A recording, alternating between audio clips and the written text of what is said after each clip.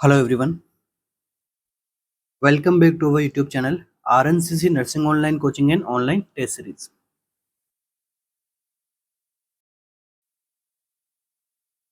तो देखिए first MCQ क्या बोल रहा है।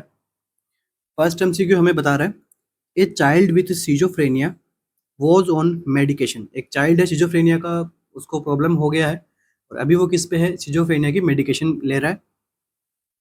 Suddenly he developed neck stiffness and spasm. Suddenly उसे क्या डेवलप हो गया, नेक में स्टिफनेस डेवलप हो गया और स्पाज्म भी आ गया है नेक में। वॉट इज मोस्ट प्रोबेबल कोज। अब इसका मोस्ट प्रोबेबल कोज क्या हो सकता है। ठीक है, टॉपिक कौन सा, अपना फर्स्ट टॉपिक कौन सा है, स्किजोफ्रेनिया से रिलेटेड। ठीक है, आराम से 1.5-2 दिन का टॉपिक होता है ये। जल्दी से जल्दी इसको कवर करने की कोशिश करेंगे, साथ में एमसीक्यू बनता है इससे।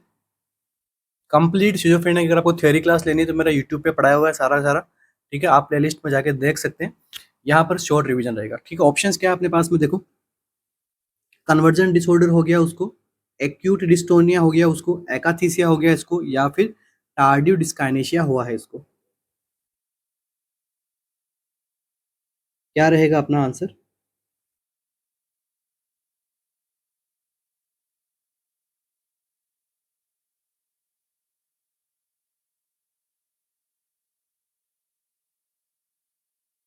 क्या रहेगा अपना आंसर। तो देखिए सिजोफ्रेनिया के अंदर हम जब मेडिकेशन करते हैं तो देखो दो टाइप की वहाँ पे मेडिकेशन होती है, एक होती है टिपिकल, दूसरी होती है एटाइपिकल। ठीक है, आप सभी ने पढ़ा है कि टिपिकल जो ड्रग्स होती है उनके अंदर एक्स्ट्रा पैरामिडल सिम्टम्स हमें ज़्यादा देखने को मिलते हैं, और उन एक्स्ट्रा पैरामिडल सिम्टम्स का एक इंपॉर्टेंट और अर्ली सिम्टम आपको देखने को मिलता है, वो मिलता है क्या, एक्यूट डिस्टोनिया। तो इसका आंसर क्या होगा, एक्यूट डिस्टोनिया। क्योंकि एक्यूट डिस्टोनिया के अंदर क्या आपको देखने को मिलता है, नेक में स्टिफनेस देखने को मिलेगा, स्पाज्म देखने को मिलेगा पेशेंट का। ठीक है, जल्दी होता है, 2 to 3 डेज के अंदर इस प्रकार के आपको साइन सिम्टम्स जो है यहाँ पे देखने को मिल सकते हैं पेशेंट को। अब देखिए सेकंड यहाँ पे क्या बताया गया है, एकाथीसिया।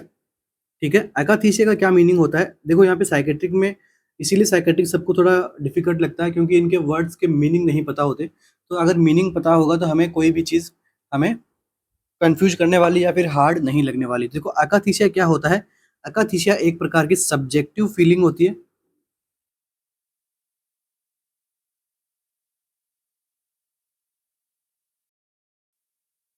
इसके अंदर उसको फीलिंग कैसी आती है, क्लाइंट को लगता है कि वो कैसा हो गया है, रेस्टलेस हो गया है। ठीक है, और उसको कैसा लगता है, इनएबिलिटी टू रिलैक्स, कि उसकी जो एबिलिटी है वो चली गई है रिलैक्स रहने की, शांत बैठे रहने की। मतलब वो एक जगह पे टिक के नहीं बैठा रहेगा। ठीक है, एकाथीसिया मतलब इधर उधर चला जाएगा। ठीक है, पेशेंट और क्या करता रहेगा, कॉन्स्टेंटली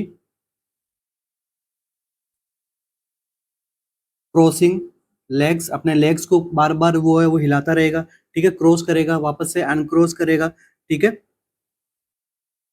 और स्टैंडिंग सीटिंग पोजीशन कंटिन्यूअसली लेता रहेगा, खड़ा होगा, बैठेगा। ठीक है, ऐसी इस प्रकार की पोजीशन करेगा क्योंकि उसको खुद को लग रहा है कि वो रेस्टलेसनेस हो रहा है, इरिटेबल हो रहा है। ठीक है, तो ये क्या होता है, एकाथीसिया। अब देखो ये तो इसका आपने मीनिंग समझ लिया है।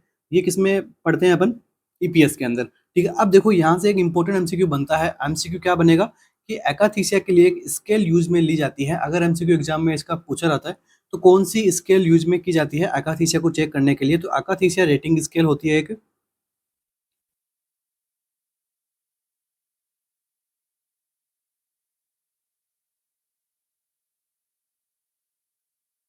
इसका क्या नेम होता है, इसका नेम होता है बार्न्स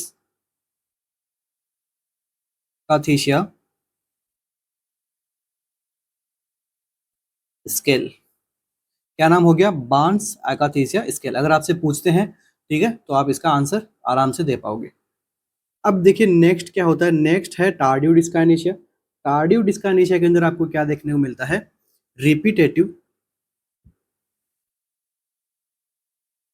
देखो इनका मीनिंग तो मैं आपको कंप्लीटली बताऊंगा अच्छे से, क्योंकि मीनिंग ही नहीं समझ पाओगे तो आप कॉन्सेप्ट आपका कैसा क्लियर होगा। ठीक है, मीनिंग अपन समझेंगे, कंप्लीट अपन नहीं देखेंगे, बस मीनिंग जरूर बताऊंगा मैं इनका आपको। देखो टार्डिव डिस्काइनेशिया के अंदर क्या होता है, रिपीटेटिव इनवॉलेंट्री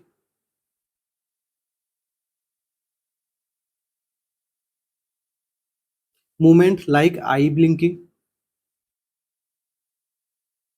टंग प्रोट्रूशन। इस प्रकार के जो रिपीटेटिव एक्टिविटी करता है यहाँ पे पेशेंट, ठीक है, तो उसको हम क्या बोलते हैं, akathisia। Facial tics, lip smacking, ठीक है, रैपिडली ब्लिंकिंग करता है। तो इस प्रकार के साइन सिम्टम्स आते हैं, वो भी आपको कहाँ कहाँ देखने को मिलते हैं, सिजोफ्रेनिया के साइड इफेक्ट्स के अंदर, मेडिसिन के साइड इफेक्ट के अंदर देखने को मिलता है। कन्वर्जन डिसऑर्डर यहाँ पर सिजोफ्रेनिया से रिलेटेड नहीं है।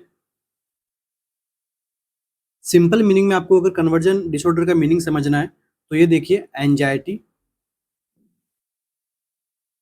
Is converted into physical symptoms. Patient अपनी एंजाइटी को जो है वो फिजिकल सिम्टम्स के अंदर कन्वर्ट करना, इसे हम क्या बोलते हैं, कन्वर्जन डिसऑर्डर। प्रीवियसली इसे हम क्या बोलते थे, हिस्टीरिया। ठीक है, तो यहाँ पे आपको चारों वर्ड्स के मीनिंग समझ में आ गए। आगे इनको हम बार बार में डिस्कस नहीं करूंगा, इसलिए मैंने आपको यहाँ बता दिया। अपना आंसर क्या रहेगा, एक्यूट डिस्टोनिया। अभी आपको एक इमेज दिखाई दे रही होगी, इस इमेज में यहाँ पे बताया हुआ है कि एक्स्ट्रा पिरामिडल साइड इफेक्ट कौन कौन से होते हैं और किसकी वजह से यहाँ पे दिखने को मिले हैं। तो वो ड्रग कौन सी है आपकी, हैलोपेरिडोल। तो किस प्रकार की ड्रग होती है, सबसे पहले तो ये टिपिकल एंटीसाइकोटिक ड्रग है, एंटीसाइकोटिक ड्रग होती है ये। सबसे ज़्यादा ईपीएस अगर आ रहा है पेशेंट को, तो वो किसकी वजह से हो रहा है, हैलोपेरिडोल की वजह से। ठीक है, इसलिए करंटली इसको इतना ज़्यादा यूज में नहीं लिया जाता है, क्योंकि मैक्सिमम चांसेज ऑफ बीपीएस किसके द्वारा आता है, हैलोपेरिडोल की वजह से। ठीक है, ये कौन सी कैटेगरी की ड्रग होती है, एंटीसाइकोटिक ड्रग्स होती है। किसमें काम में ली जाती है, तो स्किज़ोफ्रेनिया के अंदर।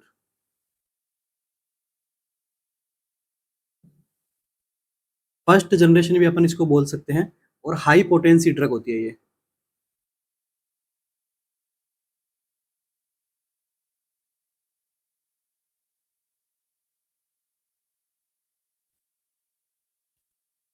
ठीक है, हाई पोटेंसी ड्रग होती है, ये हमने देख लिया।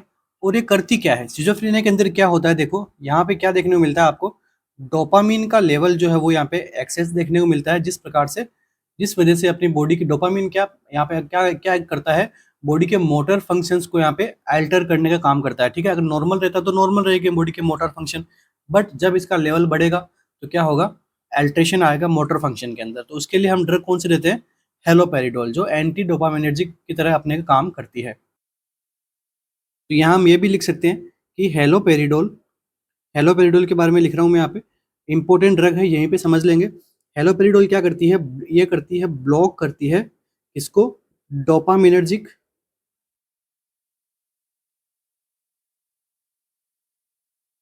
रिसेप्टर्स को। और कौन से receptor, specially D1 and D2 receptor को। कहाँ पे करेगी, ऑब्वियस सी बात है, ब्रेन में ही करेगी, क्योंकि यहाँ पे न्यूरोट्रांसमीटर्स है, न्यूरोट्रांसमीटर तो ब्रेन के अंदर ही है, इनका लेवल देखने को मिलता है।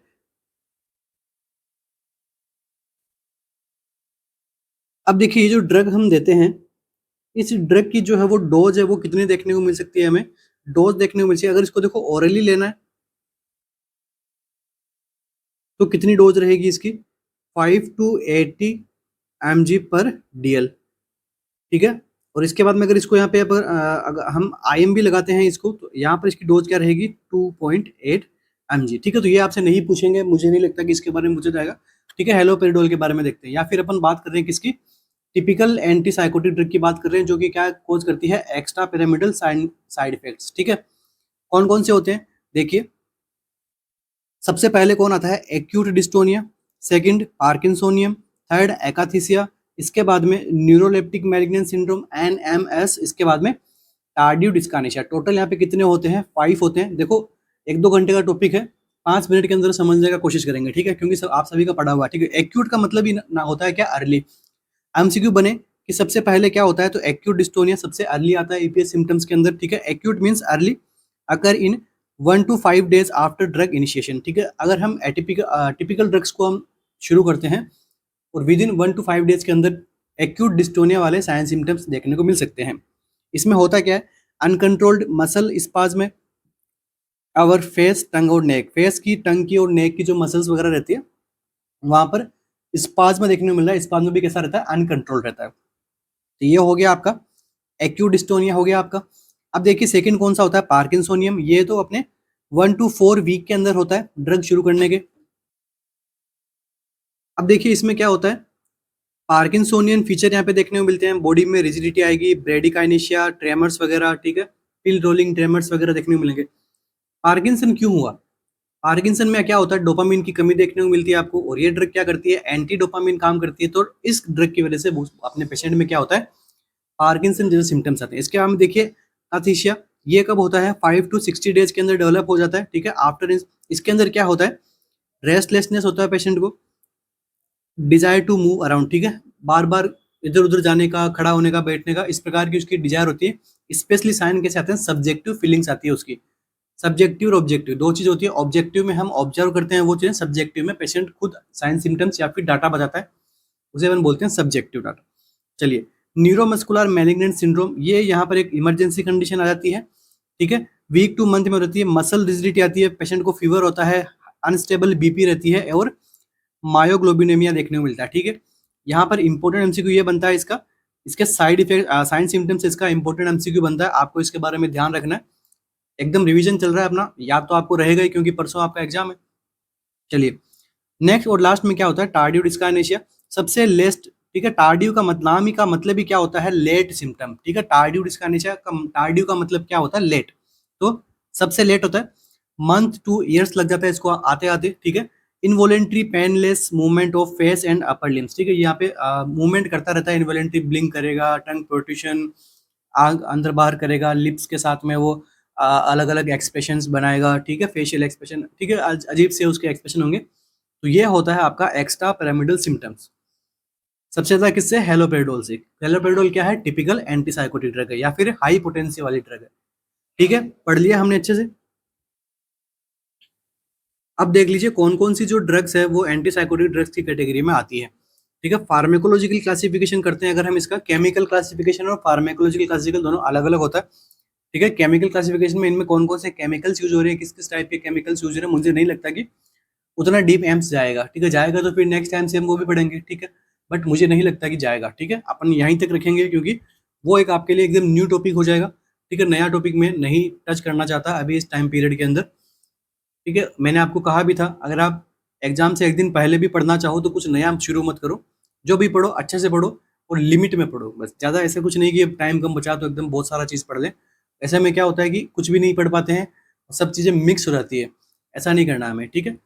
कम पढ़ेंगे बट अच्छा पढ़ेंगे और एग्जाम में आने वाले टॉपिक्स ही पढ़ेंगे। चलो, फार्मेकोलॉजिकल क्लासिफिकेशन करते हैं। देखो दो टाइप की यहाँ पे होती है, first generation and second generation.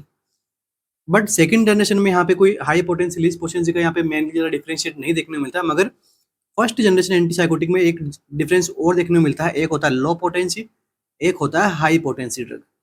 High potency से एमसीक्यू आता है, मोस्ट कॉमनली देखते हैं अपन, हेलोपेरिडोल कौन सी है हाई पोटेंसी, फ्लूपेनाजिन कौन सी है, पीमोजोइड कौन सी है, थियोडिक्जिन वगैरह ये कौन सी है, ठीक है। ये अपने हाई पोटेंसी से पूछा जाता है, लो पोटेंसी का पूछे तो कौन है, क्लोरप्रोमाजिन वगैरह, ठीक है, थियोरिडाजिन। अब आता है नेक्स्ट एमसीक्यू आता है सेकंड जनरेशन। सेकंड जनरेशन से आपको एमसीक्यू आने वाला ड्रग कौन सा है, क्लोजापाइन, ओलेंजापाइन, रेस्पेरिडोन, जिप्रासिडोन, ठीक है, ये वाली ड्रग्स, इनका आपको ध्यान में रखना है। अब देखिए सेकेंड लाइन ड्रग जनरेशन से दो एमसीक्यू बहुत ज्यादा फेमस बनते हैं। ये कौन से एमसीक्यू होते हैं, ये होते हैं क्लोजापाइन से रिलेटेड, और एक होता है ओलेंजापाइन से रिलेटेड, क्योंकि दोनों यहाँ पे सिमिलर सी ड्रग है। कंफ्यूजन भी यही होती है कि यार कौन सा किसमें है, कौन सा किसमें है, ठीक है, इस प्रकार कंफ्यूजन है। तो देखो सबसे पहले हम बात करते हैं किसकी, क्लोजापाइन की। तो क्लोजापाइन से जो बार बार एमसीक्यू बनता है एग्जाम के अंदर वो ये बनता है कि क्लोजापाइन से कौन सा साइड इफेक्ट देखने को मिलता है जो डेंजरस होता है, ठीक है। क्लोजापाइन से जो डेंजरस साइड इफेक्ट है वो कौन सा है, एग्रेनुलोसाइटोसिस। एग्रेनुलोसाइटोसिस कॉज करवाता है क्या, क्लोजापाइन। इसलिए हमें क्या करना है, ब्लड ब्लड का जो मॉनिटरिंग रेगुलरली जरूरी है। ब्लड मॉनिटरिंग यहाँ पे रेगुलरली जरूरी होती है। ये आपका सिनेरियो बेस्ड एमसीक्यू बन सकता है क्लोजापाइन से रिलेटेड। आपको बता देगा एग्जामिनर कि इस प्रकार का सिनेरियो है, पेशेंट का जो है एग्रेनुलोसाइटोसिस हो रखा है और साथ साथ में साइन सिम्टम्स दे देगा, फीवर वगैरह और रेड कर देगा। अभी पूछेगा यहाँ पे नर्सिंग रोल क्या है या फिर नर्स यहाँ पे क्या बेस्ट एक्शन रहेगा, वो रहेगा ब्लड मॉनिटरिंग। देखना है कि वहां पे एग्रेनुलोसाइटोसिस तो नहीं हो गया है, ठीक है। ये हो गया आपका आंसर कौन सा, क्लोजापाइन से रिलेटेड। अब देखिए दूसरा एमसीक्यू बनता है क्लोजापाइन से, क्या बनता है, रिजर्व ड्रग।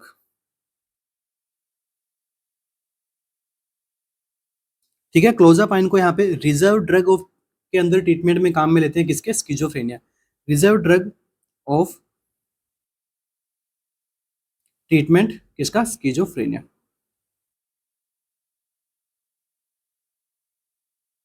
स्किजोफ्रेनिया की रिजर्व ड्रग की बात करें कौन सी होती है, क्लोजापाइन।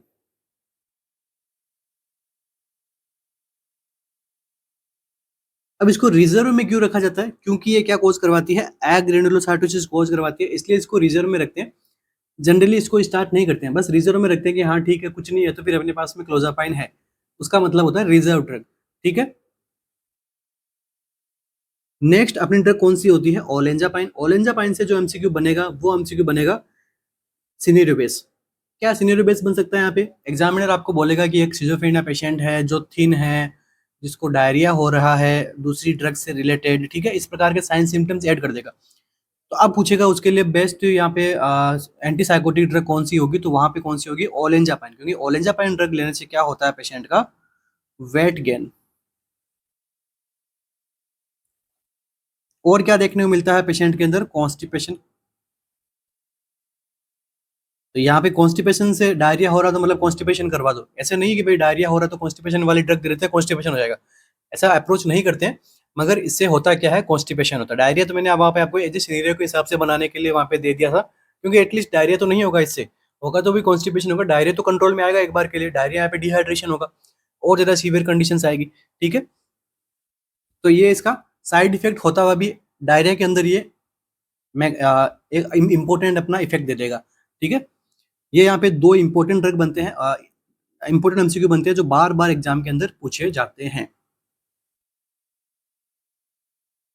यहाँ पर क्लोजापाइन से एक और एमसीक्यू बन सकता है कि यहाँ पे क्लोजापाइन जो होती है वो क्या कोज करवाती है, ऑर्थोस्टैटिक हाइपोटेंशन।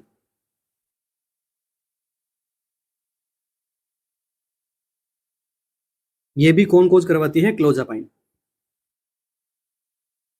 नेक्स्ट यहाँ पे वो एक और एमसीक्यू बात करें ओलेंजापाइन से, तो ये होता है कि नॉट फर्स्ट लाइन ड्रग, ये किसका सिंबल होता है, ट्रीटमेंट का, not first line treatment in childrens और एडोलेसेंट, बिकॉज ये क्या कोज करवाता है, वेट गेन एंड हाइपरलिपिडीमिया।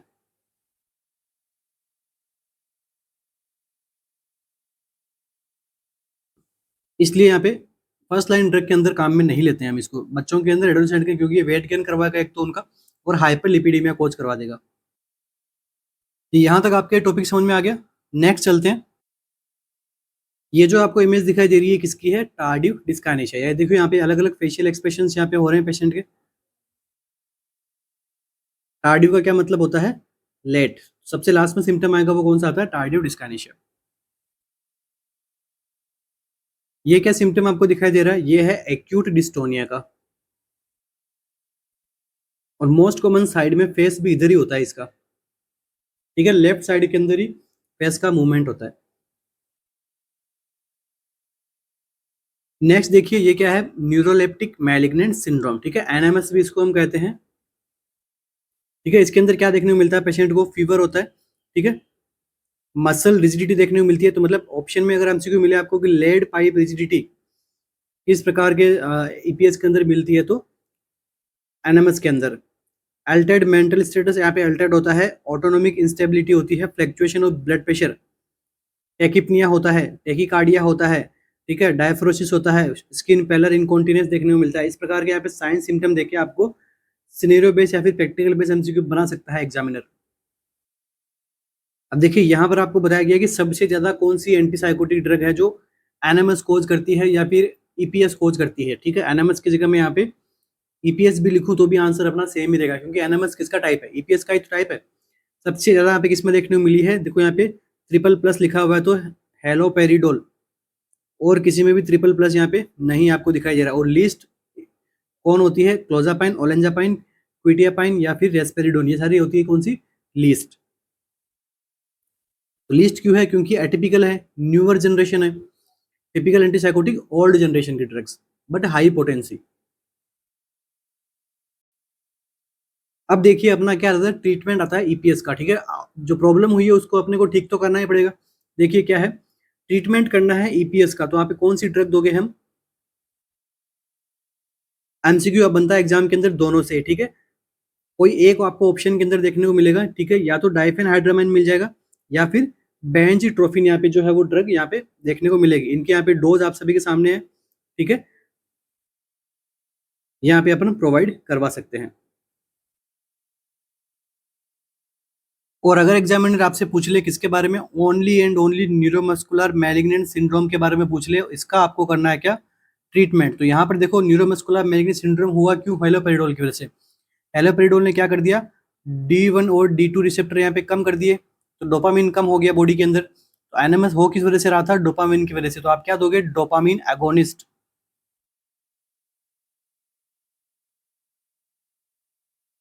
कौन सी ड्रग दोगे यहाँ पे? Dopamine agonist. और जो डोपामिन के लेवल को बढ़ा दे, डोपामिन के एक्शन को बढ़ा दे, तो कौन सी ड्रग होगी यहाँ पे?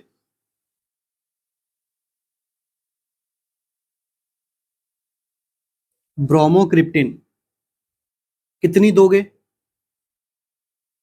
2.5 mg। बीआईडी में भी जाती है और टीआईडी के अंदर भी इसको लिया जाता है, ठीक है। ये इसकी डोज है, ध्यान में रखना। बट ईपीएस के अंदर इसको हम काम में ज़्यादा हम नहीं लेंगे, क्योंकि ईपीएस के अंदर और भी बाकी के सिम्टम्स यहाँ पे देखने को मिलते हैं। इसलिए ओवरऑल अगर आपको ईपीएस के बारे में पूछे तो आपका आंसर क्या रहेगा? बेंजीट्रोफिन, डाइफेनहाइड्रामाइन, ठीक है। प्रायोरिटी किसको देनी है? बेंजीट्रोफिन को। बट एनएमएस के बारे में पूछे तो आप क्या दे सकते हो? Dopamine agonist. केवल और केवल एनएमएस हुआ है, तो यहाँ पे क्या दोगे? Dopamine agonist. तो कौन सी दे दोगे? ब्रोमोक्रिप्टिन।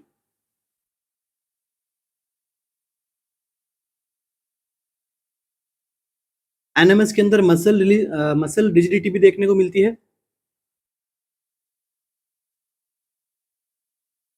तो यहां पर आप ड्रग क्या दोगे? डेंट्रोलेन। चलिए ये अपना टॉपिक कंप्लीट करते हैं। यहीं पे कौन सा हो गया? सिजोफ्रेनिया का टॉपिक कंप्लीट हो गया। साथ में इसकी रिलेटेड ड्रग्स हमने सारी ड्रग्स पढ़ लिए, मोस्ट ड्रग पढ़ लिए, ईपीएस का ट्रीटमेंट भी देख लिया, ठीक है। अगर देखिए यहाँ से आपको सिंपल एमसीक्यू पूछ ले कि भाई एंटी कोलिनर्जिक देंगे या फिर कोलिनर्जिक देंगे, कौन सी देंगे? ईपीएस के अंदर कौन सी ड्रग देंगे? एंटी कोलिनर्जिक देंगे या फिर कोलिनर्जिक देंगे ट्रीटमेंट के अंदर? तो यहाँ पे क्या देंगे? एंटी कोलिनर्जिक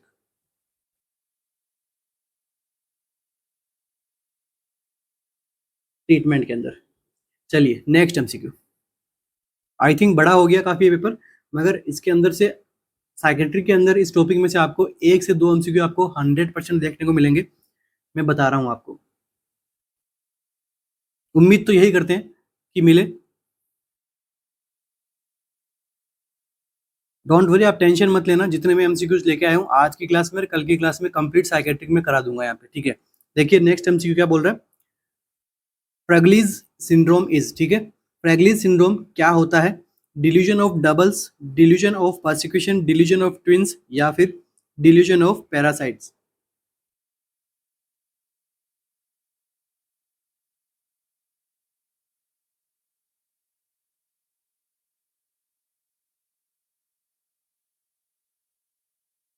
क्या रहेगा यहाँ पे आंसर?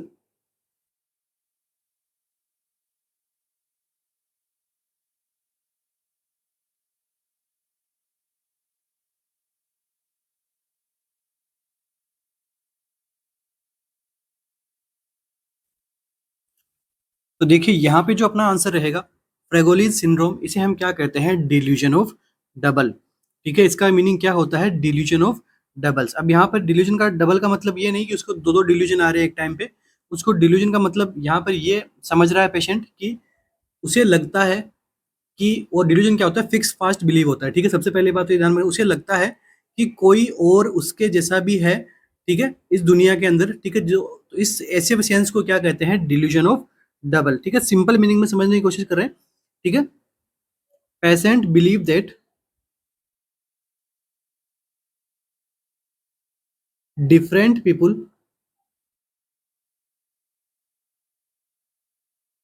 आर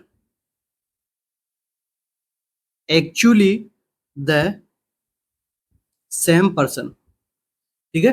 पर पेशेंट ऐसे बिलीव करता है कि जो दूसरे लोग हैं वो एक्चुअली में सेम ही कोई एक ही पर्सन है जिसका वो दूसरा रूप है, ठीक है। उसे हम क्या बोलते हैं, delusion of double. Delusion of persecution में क्या होता है, शक संदेह वाली कंडीशन यहाँ पे आती है, ठीक है। डिल्यूजन ऑफ ट्विंस, दो ट्विंस, ट्विंस का मतलब आप जानते हो, ठीक है। और डिल्यूजन ऑफ पैरासाइट मतलब कीड़े मकोड़े जो भी पैरासाइट्स वगैरह रहते हैं, ठीक है, फंगल जो भी जीवाणु वगैरह, ठीक है, पैरासाइट जिसको हम बोलते हैं, रैंक के चलते हैं जो भी चीजें, उनसे क्या है, उसको डिल्यूजन है कि जगह जगह पे उसको वही दिखते हैं, वो क्या होता है, डिल्यूजन। तो देखो सबसे पहले आपको ये समझना होगा कि डिल्यूजन होता क्या है।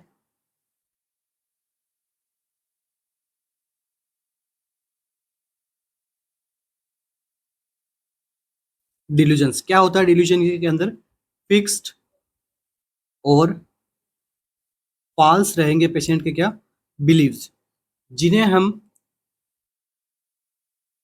कांट बी करेक्ट, जिन्हें हम करेक्ट नहीं कर सकते, किसके साथ में, लॉजिक्स के साथ में। हम अगर लॉजिक्स की बात करेंगे ऐसे पेशेंट्स के सामने, वो नहीं मानेगा, बस वो देखेगा, वो बोलेगा कि भाई ये पानी हवा में उड़ सकता है, तो बस उसके लिए वो पानी हवा में उड़ेगा, ठीक है। चाहे अगर हम लॉजिक लगाएंगे तब तो वो नहीं मानेगा, अगर हम उसको किसी और इलॉजिकल बात से अगर हम उसको समझाने की कोशिश करें फिर समझ भी जाए, मगर जब हम लॉजिक लगाएंगे यार पानी कैसे उड़ सकता है हवा के अंदर, तो वो उड़ा देगा, ठीक है, हवा में, वो अपने लॉजिक बताएगा, ठीक है। सिंपल सी मीनिंग है, फिक्स्ड फॉल्स बिलीव आएंगे पेशेंट के अंदर। सेकंड देखो, हेलुसिनेशन। हेलुसिनेशंस के अंदर क्या होता है, फॉल्स तो होता है हेलुसिनेशन भी, बट क्या, सेंसरी परसेप्शन,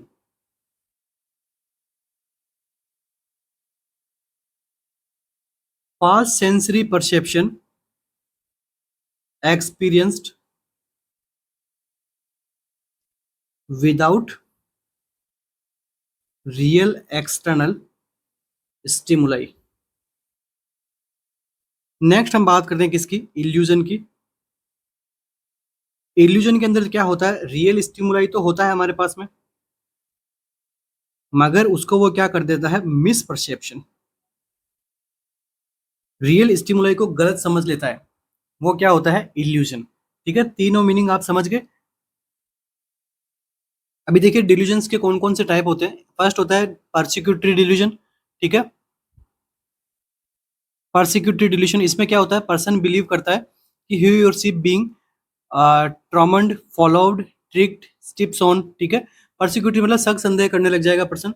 रेफरेंशियल, रेफरेंशियल का मतलब उसको रेफरेंस आएगा, ठीक है, कि कहीं से कुछ आवाजें आ रही है उसके पास में, उसको रेफरेंस देना चाह रही है, अलग अलग जगह से उसको रेफरेंस मिल रहा है, लाइक जैसे न्यूज़पेपर हो गया, सॉन्ग्स के अंदर उसके नाम लिए जा रहे हैं, एनवायरमेंटल में उसको कुछ क्लूज मिल रहे हैं, ठीक है। नेक्स्ट देखिए थॉट ब्रॉडकास्टिंग, पेशेंट को जैसे जैसे थॉट्स आते हैं उसको लगता है कि उस प्रकार के थॉट्स जो है वो बाहर भी चल रहे हैं, ठीक है।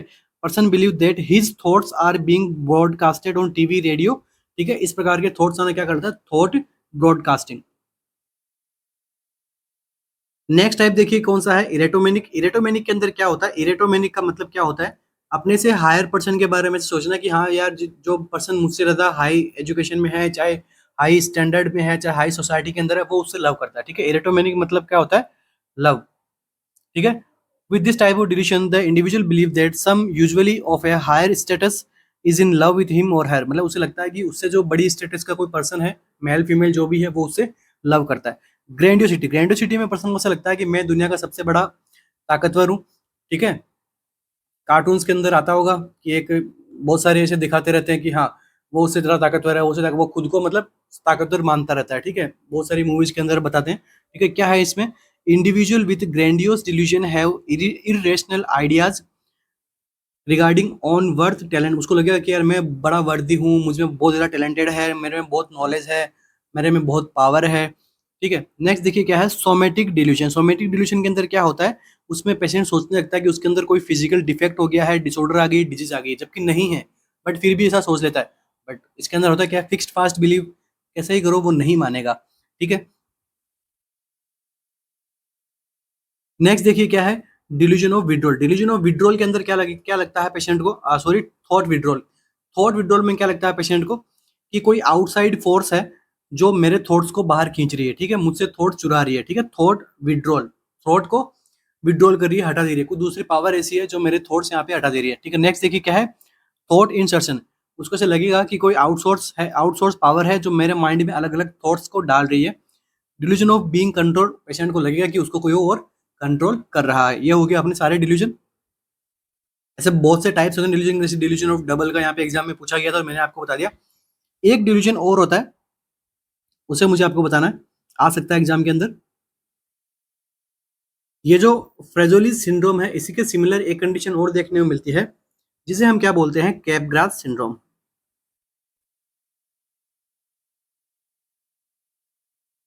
इसे हम क्या बोलते हैं, कैपग्रास सिंड्रोम। इसके अंदर क्या होता है, मिस आइडेंटिफिकेशन सिंड्रोम भी कहते हैं इसको हम।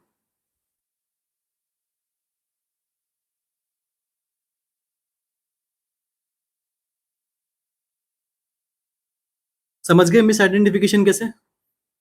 गलत तरीके से वो मिस आइडेंटिफाई करता है इंसानों को या खुद को, वो क्या होता है, कैपग्रास सिंड्रोम के अंदर देखने को मिलता है। इतना सा ध्यान रख लो, कैपग्रास सिंड्रोम होता क्या है। अगर थोड़ा बहुत भी पता रहेगा आपको, आंसर्स को आपको एक्सक्लूड करते हुए आगे बढ़ जाना है। तो ठीक है, डिल्यूजन का टॉपिक हो गया, स्किज़ोफ्रेनिया हमने पूरा पढ़ लिया। 2 टॉपिक मैंने आपको करवा दिए। अभी देखिए जो स्लाइड है आपके पास में, ये किसकी है, हेलुसिनेशन की। हेलुसिन कौन-कौन से हैं देखो, visual hallucination, auditory hallucination, olfactory hallucination, gustatory hallucination, tactile hallucination, somatic hallucination, proprioceptive hallucination, kinaesthetic hallucination, vestibular hallucination, cenesthetic hallucination, ठीक है। एल्गेसिक हेलुसिनेशन, पेन वगैरह, सेंट्रल पेन वगैरह इसके अंदर था, पेन मोडलिटी से रिलेटेड, ठीक है। सेक्सुअल हेलुसिनेशन, ठीक है। थर्मल हेलुसिनेशन, टाइम डिस्टोरेशन, इस प्रकार के हेलुसिनेशन होता है। मोस्ट कॉमन आपको ये जो ऊपर के जो 5-7 हेलुसिनेशन है, इसी के बारे में पूछा रहता है। हेलुसिनेशन मुझे लगता है सबसे ईजिएस्ट टॉपिक में से एक है साइकेट्रिक का। मैं इसको यहाँ पे डिस्कस करके आपका टाइम वेस्ट नहीं करना चाहता। नेक्स्ट एमसीक्यू की बात करते हैं डायरेक्ट हम। चलिए चलिए नेक्स्ट एमसीक्यू अपना, differentiating feature of dementia and delirium is. Dementia और डिलेरियम के अंदर दोनों में से कौन सा ऐसा फीचर है जो दोनों को डिफरेंस करता है? डिफरेंशिएटिंग फीचर कौन सा है? Apraxia, loss of memory, impaired consciousness, या फिर नन ऑफ अबव? क्या होगा answer?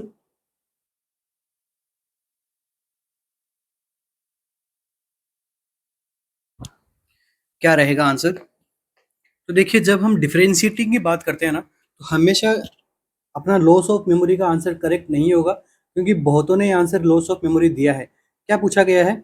Differentiating feature for dementia and delirium, दोनों में से डिफरेंशिएट करना तो कौन सा फीचर काम आएगा?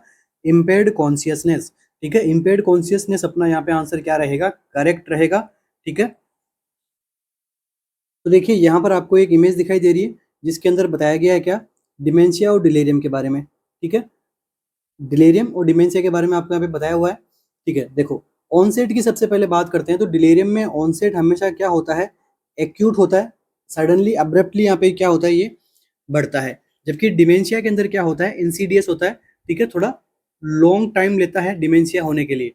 इसके हमें देखिए कोर्स फ्लैक्चुएटिंग करता रहता है, ऊपर नीचे आता जाता रहता है, मगर ये क्या रहता है, स्लो प्रोग्रेशन, हमेशा थोड़ा थोड़ा यहाँ पे बढ़ता हुआ बढ़ता ही चला जाएगा, क्योंकि ये कैसा रहता है, इरिवर्सिबल, ठीक है, इसलिए ये कैसा रहता है, स्लो प्रोग्रेशन रहता है डिमेंशिया। नेक्स्ट देखिए ड्यूरेशन, कुछ घंटे से कुछ वीक तक होता है, फिर बाद में वापस नॉर्मल हो जाता है। ये यहाँ पे मंथ टू ईयर तक चलता ही जाता है, ठीक है। अलर्टनेस, अलर्टनेस क्या होता है कि अबनॉर्मलिटी होती है, हाई और लो अलर्टनेस देखने को मिलती है। यहाँ पर अलर्टनेस क्या होती है, नॉर्मल होती है। नेक्स्ट देखो sleep wake cycle, sleep wake cycle किसमें डिस्टर्ब होती है, डिलेरियम के अंदर, और इसके अंदर क्या रहती है, नॉर्मल रहती है। अटेंशन, अटेंशन का मतलब अपन समझते हैं क्या, कॉन्शियसनेस से, कि कोई पर्सन कितना कॉन्शियसली होके ये मेरा वीडियो यूट्यूब लेक्चर देख रहा है, ठीक है, अपन इसको समझ सकते हैं कि अटेंशन कितना दे पा रहा है। अटेंशन किस में इम्पेयर्ड होती है, मेनली ये होती है डिलेरियम के अंदर। तो यही यहाँ पे दोनों में मेजर डिफरेंस करने वाला अपना टाइप है, कौन सा, रिलेटिवली नॉर्मल किस में रहती है, डिमेंशिया के अंदर, ठीक है। ओरिएंटेशन, वर्किंग और एपिसोडिक, ये यहाँ पे क्या रहते हैं, इम्पेयर्ड रहते हैं, यहाँ पर रिलेटिवली इंटैक्ट रहते हैं, ठीक है। थॉट यहाँ पे डिसऑर्गेनाइज्ड होता है, थॉट यहाँ पे इम्प्रोवाइज्ड कर सकते हैं हम, ठीक है। स्पीच यहाँ पे डिस्टर्ब रहती है, ठीक है। स्पीड यहाँ पे वर्ड फाइंडिंग डिफिकल्टी, मतलब समझने में, वर्ड को समझने में, लिखा हुआ पढ़ा पढ़ा हुआ यहाँ पे समझने में प्रॉब्लम आती है, ठीक है। तो ये यहाँ पे बेसिक बेसिक्स यहाँ पे बात है किसके बारे में, डिलेरियम और डिमेंशिया के बारे में। नेक्स्ट देखिए, डिलेरियम से आपको एमसीक्यू पूछा जा सकता है कि कौन सी सर्जरी के बाद में डिलीरियम होने के चांसेस ज़्यादा होते हैं। तो यहाँ पर सर्जरी कौन सी आ जाएगी, पोस्ट कार्डियक सर्जरी। सिनेरियो बना के पूछ सकते हैं आपसे आराम से। नेक्स्ट देखिए, डिलीरियम के फीचर के अंदर हम ऐड करेंगे वो क्या होता है, क्लाउडीनेस ऑफ कॉन्शियस।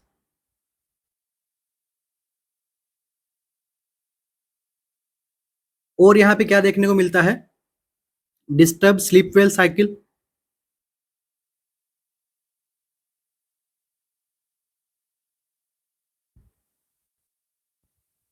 और यहाँ पे क्या देखने को मिलता है, हेल्यूसिनेशन। ये एमसीक्यू पूछा हुआ है बार बार में कि डिलीरियम में किस टाइप का हेल्यूसिनेशन देखने को मिलता है, तो ये होता है विजुअल हेल्यूसिनेशन। एमसीक्यू बना हुआ भी है, आगे भी बन सकता है। और यहाँ पे क्या देखने को मिल सकता है, सन डाउनिंग इफेक्ट।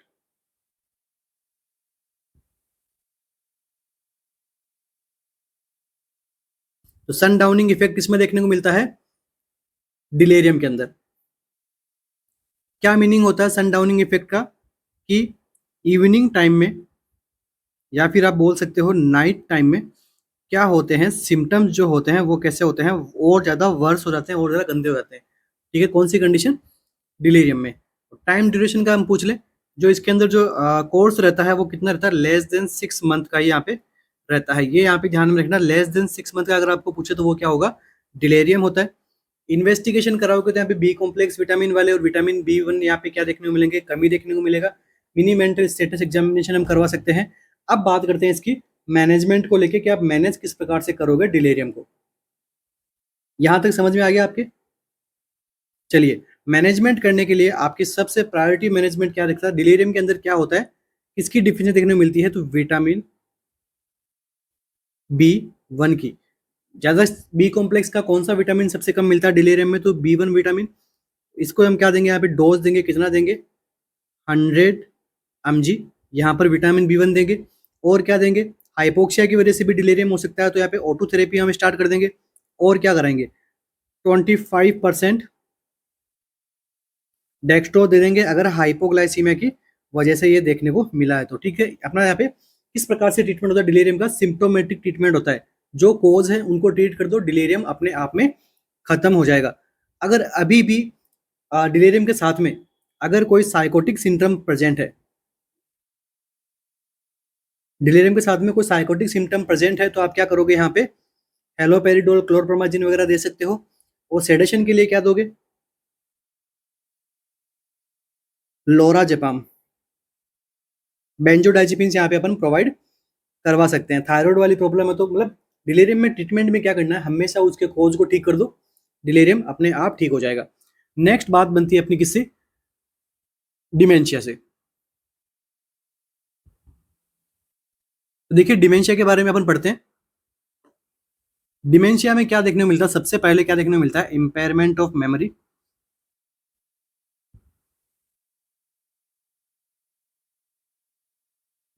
ठीक है, इंपेयरमेंट ऑफ मेमोरी देखने को मिलता है। क्यों देखने को मिलता है, क्योंकि डिमेंशिया हमेशा हमेशा किस वजह से होती है, इसका कोई एक फिक्स कोज होता है। इसका कौन सा कोज होता है, मोस्ट कॉमन कोज की हम बात करें तो क्या होता है, डीजनरेटिव ब्रेन डिसऑर्डर।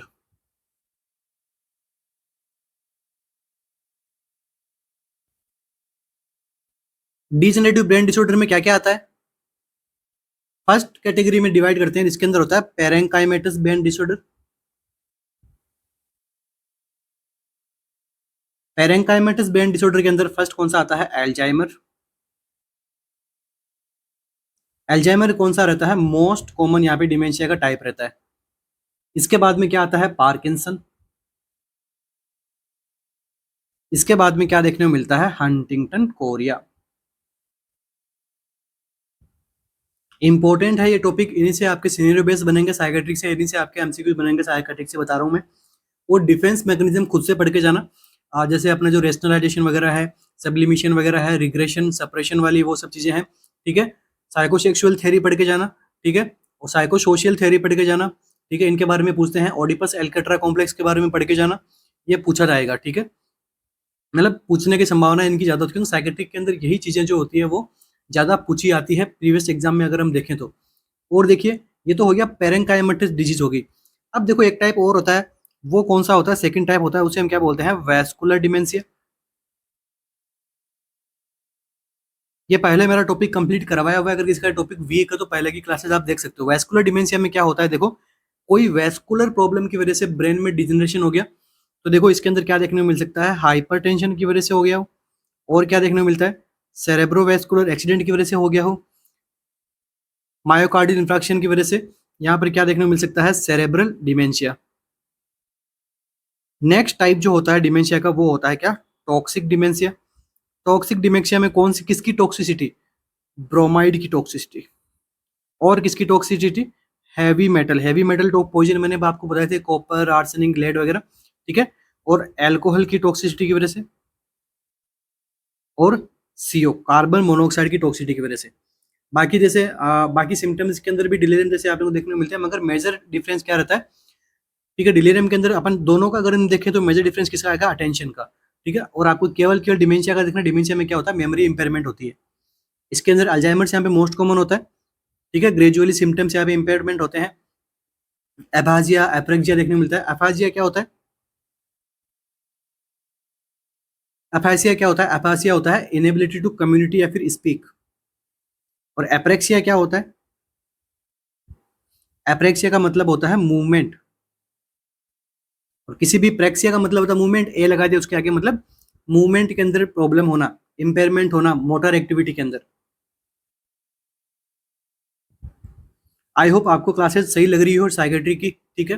टाइम नहीं अपने पास में बहुत, नहीं तो मैं इससे भी काफ़ी बेहतरीन तरीके से मैं आपको साइकेट्री पढ़ा सकता हूँ, बट टाइम के बाउंडेशन है।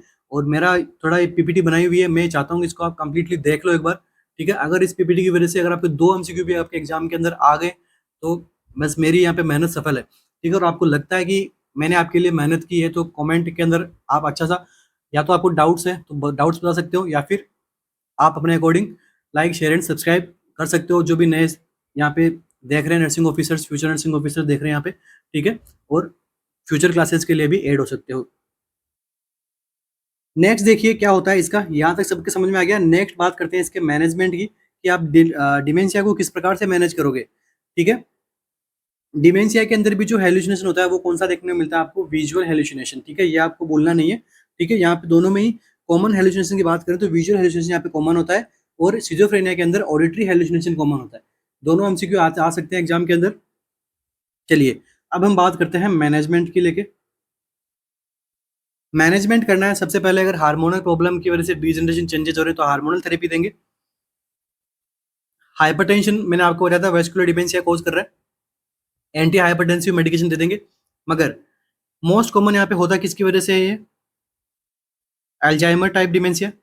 अल्जाइमर का यहाँ पे अपने को क्या करना पड़ेगा, ट्रीटमेंट करना पड़ेगा, क्योंकि सबसे मोस्ट कॉमन डिमेंशिया कौन सा है, अल्जाइमर टाइप डिमेंशिया। तो क्या ट्रीटमेंट करोगे इसके अंदर, रिवास्टिगमाइन, ठीक है, रिवास्टिगमाइन, डोनापेजिल, और क्या दोगे, गैलेंटामाइन। एंटीसाइकोटिक अगर देनी पड़ जाए तो क्या दोगे, हेलोपेरिडोल, रेस्पेरिडोल, हेलोपेरिडोल। क्यों देना है, क्या देना है, ये सब चीजें डॉक्टर्स को सोचने दो, बस हमें देना है, ये जानना मेरे को, ठीक है, क्योंकि एमसीक्यूज आपके इन्हीं में से बनते हैं। इसके अंदर बाद में कॉग्निटिव बिहेवियर थेरेपी अपन यहाँ पे स्टार्ट कर सकते हैं, सीबीटी थेरेपी दोनों के अंदर ही काम आती है, ठीक है। ये टॉपिक हो गया अपना कौन सा, डिमेंशिया और डिलीरियम का टॉपिक हमने पढ़ लिया, डिल्यूजन पढ़ लिया, हेलुसिन पढ़ लिया, सिजोफ्रेनिया पढ़ लिया। नेक्स्ट एमसीक्यू,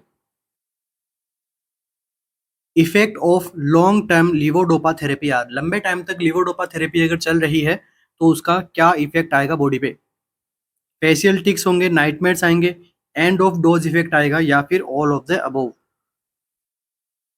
एक पेशेंट है जो लंबे टाइम तक लिवोडोपा ले रहा था, अभी उसमें किस प्रकार के इफेक्ट्स देखने को मिलेंगे।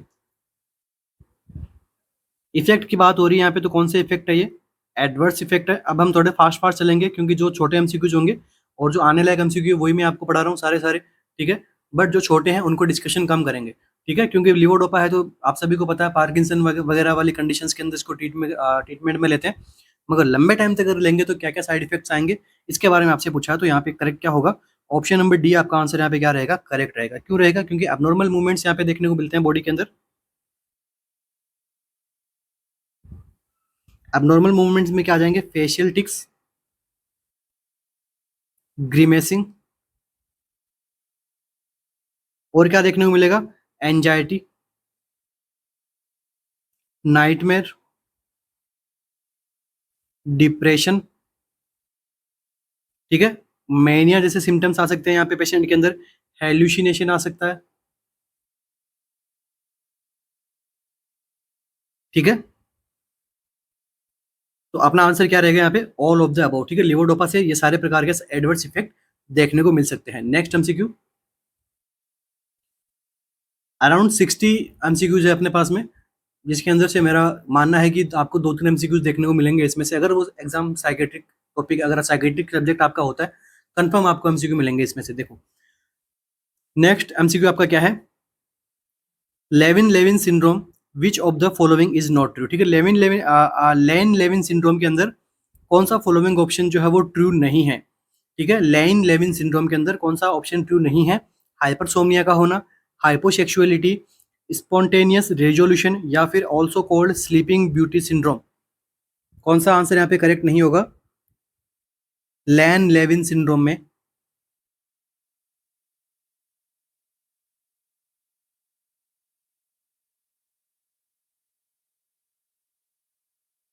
तो देखिए जरा डिस्कस नहीं करेंगे। देखिए सबसे पहले क्या है, लैन लेविन सिंड्रोम है क्या, तो इसको हम क्या कहते हैं, sleeping beauty syndrome.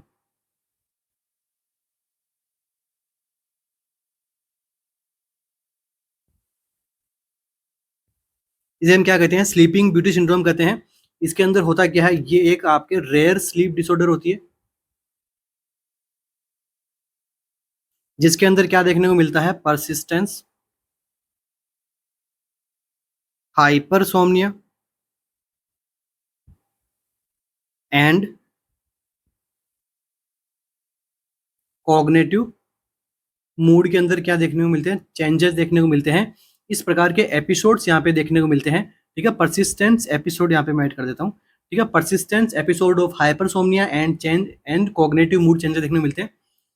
Cognitive mood changes के अंदर किस प्रकार का मूड जाएगा उसका, हाइपरफेजिया, हाइपर सेक्सुअलिटी एंड कुछ अदर सिम्टम्स यहाँ पे देखने को मिलेंगे, ठीक है। तो यहाँ पे क्या होता है, हाइपर सेक्सुअलिटी होता है, इसलिए हाइपोसेक्सिविटी अपना सेक्सुअलिटी यहाँ पे क्या रहेगा, अपना करेक्ट रहेगा, ठीक है। लैन लेविन सिंड्रोम एक प्रकार क्या है, स्लीपिंग ब्यूटी सिंड्रोम है, एक रेयर स्लीप डिसऑर्डर है, जिसके अंदर क्या होता है, परसिस्टेंस एपिसोड आते हैं, पेशेंट को लगातार एपिसोड आते हैं किसके, हाइपरसोमनिया की, ज्यादा नींद आएगी, कॉग्निटिव मूड चेंजेस होंगे, मूड चेंजेस होंगे तो क्या करेगा, हाइपर सेक्सुअलिटी जैसे उसको थॉट्स आएंगे, ठीक है। पैराफेजिया वाले सिम्टम्स, इस प्रकार के सिम्टम्स उस पेशेंट्स के अंदर देखने को मिलेगा। नया एमसीक्यू है, पूछने की संभावनाएं ज्यादा है, नया है बट इंपॉर्टेंट है। Which of the following neurotransmitters are decreased in Alzheimer's disease, कौन से फॉलोइंग न्यूरोट्रांसमीटर है जो आपके अल्जाइमर डिजीज के अंदर डिक्रीज हो जाते हैं, एसिटाइलकोलिन, नॉरएपिनेफ्रिन, कॉर्टिकोट्रोपिन, या फिर ऑल ऑफ द अबव।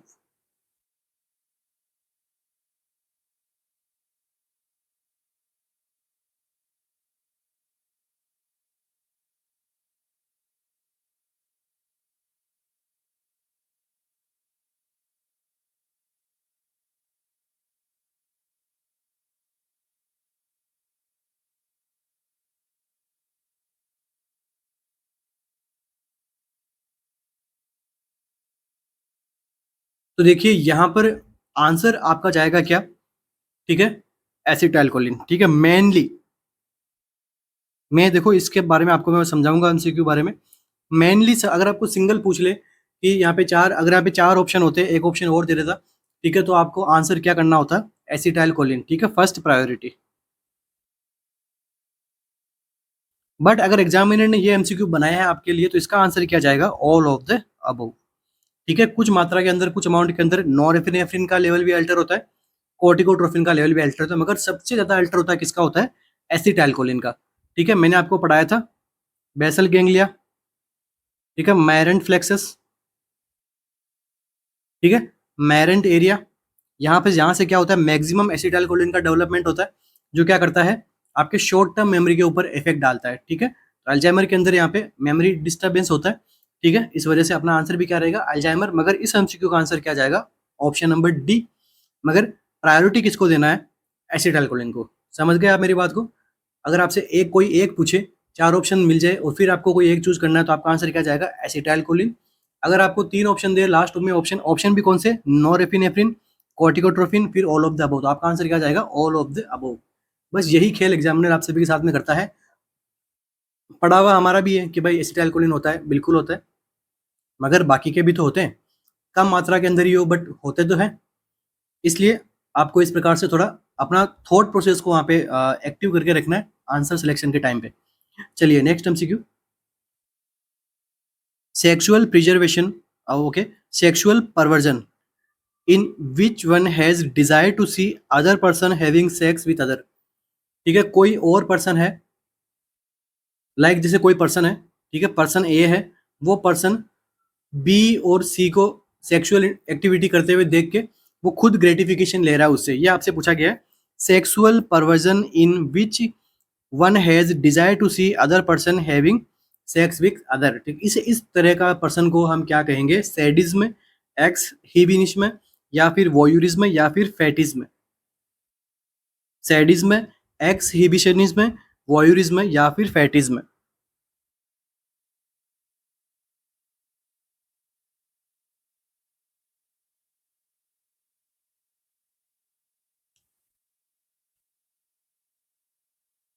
तो देखिए यहाँ पर आपका जो आंसर क्या जाएगा? वो जाएगा वॉयरिज्म। ठीक है, वॉयरिज्म अपना क्या रहेगा? करेक्ट आंसर रहेगा।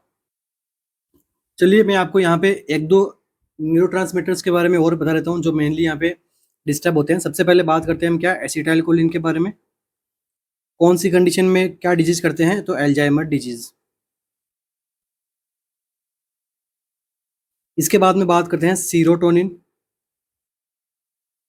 सीरोटोनिन किस में कम कौन कौन सी डिजीज कंडीशन में देखने को मिलता है? तो डिप्रेशन में,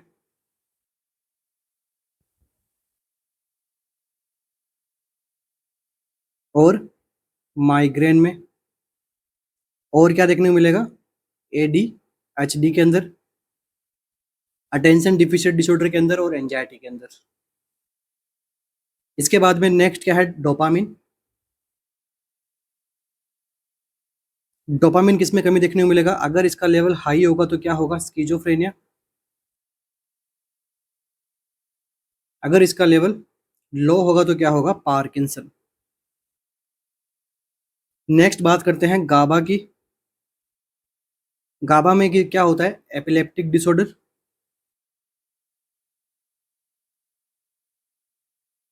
और एंजाइटी, और लास्ट क्या बचता है आपका? ग्लूटामेट। समझ में आ रहा है? किसी को ग्लूटामेट लिखा नहीं आ रहा ना? इसीलिए बोल रहा हूँ मुझे अच्छे से सुनते रहा करो हेडफोन वगैरह लगा के, क्योंकि अब क्या है कि हैंड राइटिंग की तो बैंड बजनी है यहाँ पे, टॉपिक्स बहुत सारे कवर कराने हैं 2 दिनों में। ठीक है, तो ग्लूटामेट यहाँ पे क्या किस में देखने को मिलता है? स्ट्रोक, ऑटिज्म, और माइग्रेन। ठीक है, माइग्रेन यहाँ पर भी है, तो मतलब इतना नहीं पूछा जाएगा माइग्रेन से आपके, मगर पता होना चाहिए कौन सा न्यूरोट्रांसमीटर किस डिजीज के अंदर वर्क करता हुआ आपको मिलेगा। अब आपको यहाँ पे अगेन कुछ इमेज दिखाई दे रही है, तो ये किसकी प्रॉब्लम्स आपको देखने को मिलती है? सेक्सुअल साइकेट्रिक प्रॉब्लम्स है ये सारी सारी। एमसीक्यू आपको पूछा गया था, वो किसका था? वोयूरिज्म से रिलेटेड। अभी देखिए बाकी के इसके अंदर यहाँ पे इंक्लूड किए हुए हैं। फर्स्ट वन क्या है? फैटिज्म। ठीक है, फैटिज्म में क्या होता है? Sexual activity with non living object. Non living object के साथ में सेक्सुअल एक्टिविटी का अगर कोई करता है तो वो क्या कहलाता है? फैटिज्म। नेक्स्ट देखिए transvestism. Sexual desire occurs wearing clothes of opposite sex. Opposite sex के यहाँ पे क्लोथ्स पहन के सेक्सुअल डिजायर को यहाँ पे लाना या फिर सेटिस्फेक्शन लेना, वो क्या कहलाता है? ट्रांसवर्टिज्म। नेक्स्ट देखिए सेक्सुअल सैडिज्म। सैडिज्म का मतलब क्या होता है? फिजिकल और psychological injury to opposite sex. किसी दूसरे अपोजिट सेक्स को फिजिकली या फिर साइकोलॉजिकली उसको इंजरी पहुंचाना, ठीक है, क्या कहलाता है? सैडिज्म। उसे हम क्या बोलते हैं? Sexual sadism. नेक्स्ट देखिए एक्सहिबिशनिज्म। इसको क्या कहते हैं? Exposure of one's genital to stranger. किसी स्ट्रेंजर्स को अपने जेनाइटल्स को, ऑर्गन्स का यहाँ पे उनको शो करना, ये क्या कहलाता है? एक्सहिबिशनिज्म। नेक्स्ट क्या है? पेडोफेलिया। पेडोफेलिया के अंदर क्या होता है? सेक्सुअल एक्टिविटी करना है किसके साथ में? चिल्ड्रंस के साथ में। नेक्स्ट क्या है? फ्रोटूरिज्म। फ्रोटूरिज्म में क्या होता है? Act of touching and rubbing against an unsuspecting person, ठीक है। टच करना, रब करना अगेंस्ट में किसके, अनसस्पेक्टिंग पर्सन के, ठीक है। तो उसे हम क्या बोलते हैं, फ्रॉड, ठीक है। तो ये कुछ टर्म्स है जो आपको ध्यान में रखनी है, पूछी जाती है एग्जाम के अंदर। Next MCQ, A 41-year-old married female presented with headache for the last 6 month. एक 41-year-old फीमेल है जो आपके सामने आई है हेडेक को लेके लास्ट 6 मंथ से। She had several conditions, all her investigation were found to be within normal limit. जो भी हमने इन्वेस्टिगेशंस की है वो सारी कैसी है, नॉर्मल लिमिट्स के अंदर है। She still insist that there is something wrong in her head. अब फिर भी वो बताई जा रही है कि उसके हेड में कुछ गलत है, समथिंग रॉन्ग है, ठीक है, कुछ सही से काम नहीं कर रहे हैं ऑर्गन्स वगैरह। And seeks another consultant. अब इसको मानते हुए वो क्या करती है, दूसरे कंसल्टेंट्स के पास में जाती है। द मोस्ट लाइकली डायग्नोसिस, ये आपका किस प्रकार का डायग्नोसिस है, क्या हो रहा है उस फीमेल को, फोबिया है, डिप्रेशन है, हाइपोकॉन्ड्रियासिस है, या फिर साइकोजेनिक हेडेक है।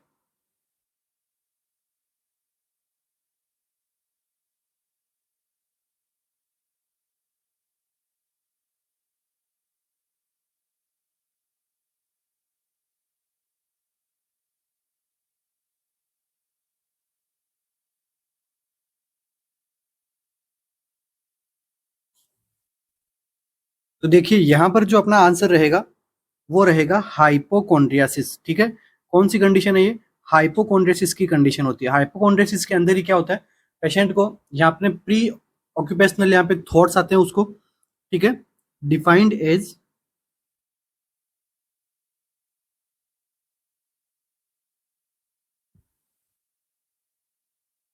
Pre occupation thoughts with fear. Fear के साथ में थॉट्स आएंगे, प्लस उसको लगेगा कि उसको क्या कोई फिजिकल अबनॉर्मलिटी हो चुकी है, जिसकी वजह से वो क्या करती है, डॉक्टर टू डॉक्टर के पास में जाती है अपने चेकअप के लिए। इसे हम क्या बोलते हैं, डॉक्टर शॉपिंग, ठीक है। तो इस एमसीक्यू का अपना आंसर क्या रहेगा, option number C.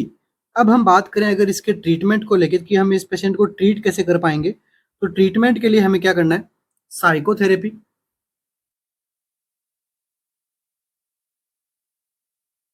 CBT cognitive behavioural therapy का हम यूज कर सकते हैं, एक्सपोजर री एक्सपोजर थेरेपी का हम यहाँ पे यूज कर सकते हैं, ठीक है। Next MCQ, which of the following could be A component of conversion disorder. नीचे दिए गए ऑप्शंस में से कौन सा ऐसा एक ऑप्शन है जो एक कन्वर्जन डिसऑर्डर का कंपोनेंट बन सकता है, could be, pseudo seizures, derealisation, depersonalisation, amnesia.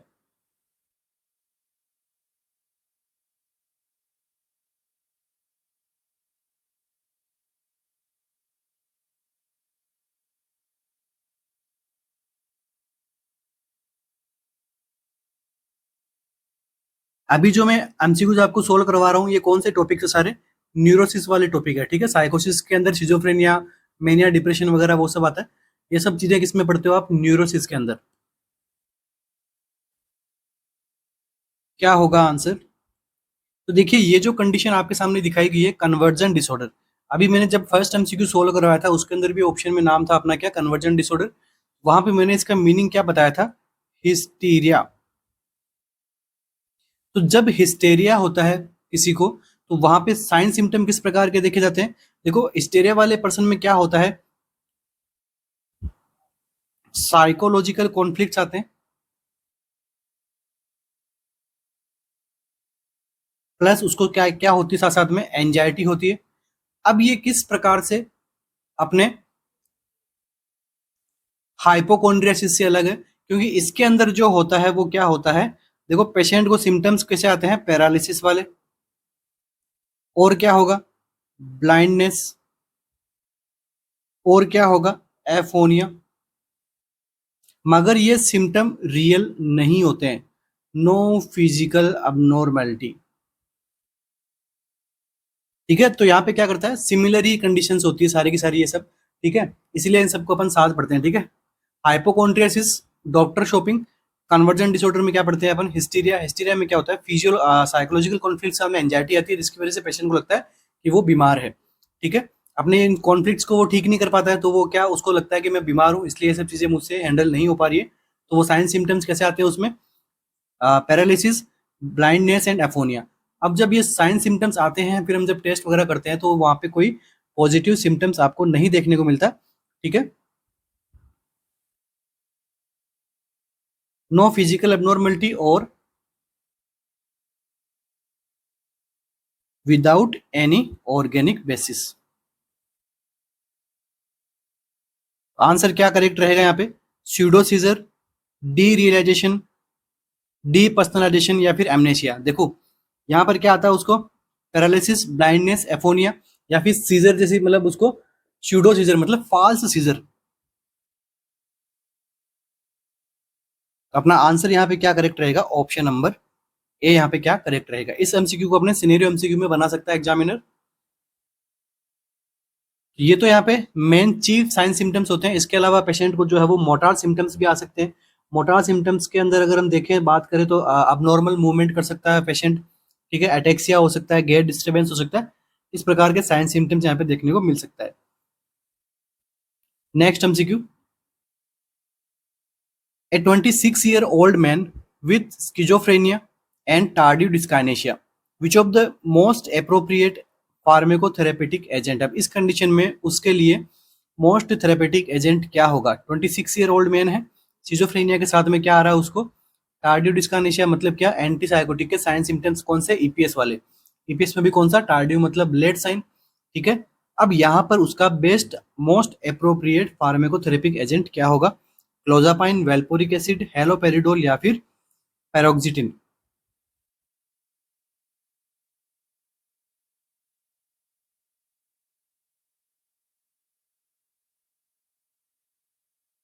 तो देखो ये जो कंडीशंस यहाँ पे देखने को मिली है, ये कौन सी ड्रग की वजह से हुआ है, न्यूरोलेप्टिक ड्रग्स। ठीक है, न्यूरोलेप्टिक ड्रग्स वगैरह हम यहाँ पे प्रोवाइड करवाते हैं। तो देखो मैंने यहाँ पे पहले क्या बोला था, एंटीसाइकोटिक। एंटीसाइकोटिक को क्या बोलते हैं, न्यूरोलेप्टिक। ठीक है, कंफ्यूज नहीं होना है अगर आपके एग्जामिनर में एग्जाम में एंटीसाइकोटिक की जगह न्यूरोलेप्टिक आ जाए तो। चलिए, अब देखिए न्यूरोलेप्टिक ड्रग की साइड इफेक्ट की वजह से इसको क्या हो रहा है, टार्डियो डिस्कानेशिया हो रहा है। तो देखो न्यूरोलेप्टिक ड्रग कौन सी हो सकती है जिससे टार्डियो डिस्कानेशिया होता है। मैंने आपको ट्रिपल प्लस के अंदर एक ड्रग बताई थी, वो कौन सी थी, हेलोपेरिडोल। सबसे ज्यादा मैक्सिमम ईपीएस हो रहा था उसको। ईपीएस के अंदर ही मैंने आपको पढ़ाया था क्या, टार्डियो डिस्कानेशिया। इमेज भी मैंने आपको दिखाई थी, तो शायद आप कभी नहीं भूलोगे इसको। अब ये टार्डियो डिस्कानिया हो किस वजह से रहा है, न्यूरोलेप्टिक।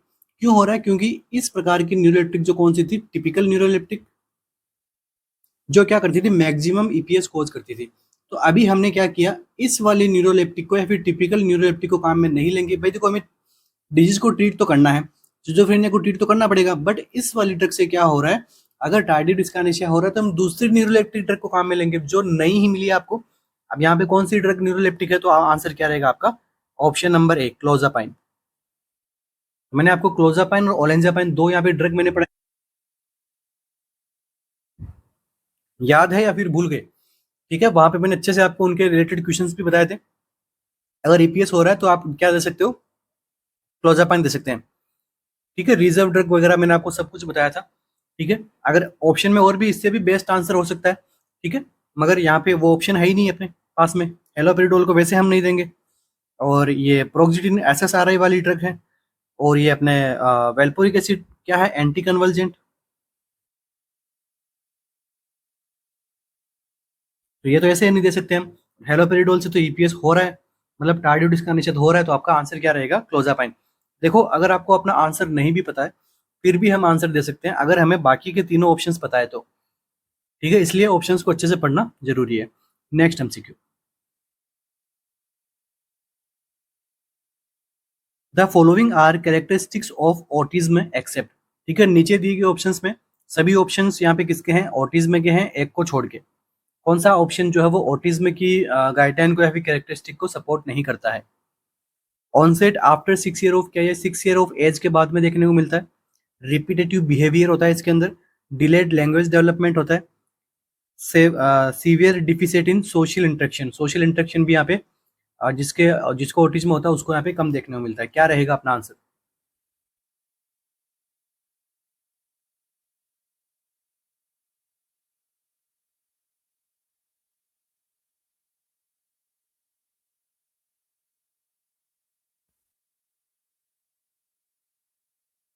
तो देखिए यहाँ पर जो अपना आंसर होगा वो होगा ऑप्शन नंबर 1। ठीक है, onset after 6 year of age. ये जो ऑनसेट होता है इसका, ये 6 ईयर ऑफ एज के अंदर ऑनसेट नहीं होता है।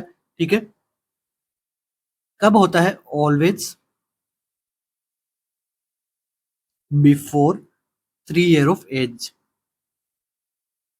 3 साल की एज से पहले पहले ये यहाँ पे कंडीशंस अपीयर हो जाती है। 6 ईयर तक तो काफी डिले हो जाता है। अब इसके अंदर होता क्या है? ठीक है, इसके अंदर क्या होता है कि एक तो डिक्रीज होता है बच्चे का क्या, social interaction. Second, decrease communication. And third यहाँ पे क्या देखने को मिलता है? Decrease imagination. अब इन सब की वजह से बच्चे में क्या क्या होता है? इन सब की वजह से बच्चे में एक तो देखो डिलेड लैंग्वेज स्किल,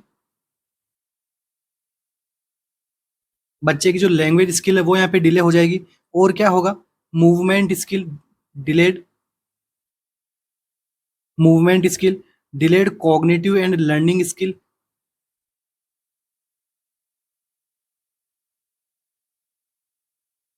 और क्या देखने को मिलेगा यहाँ पे?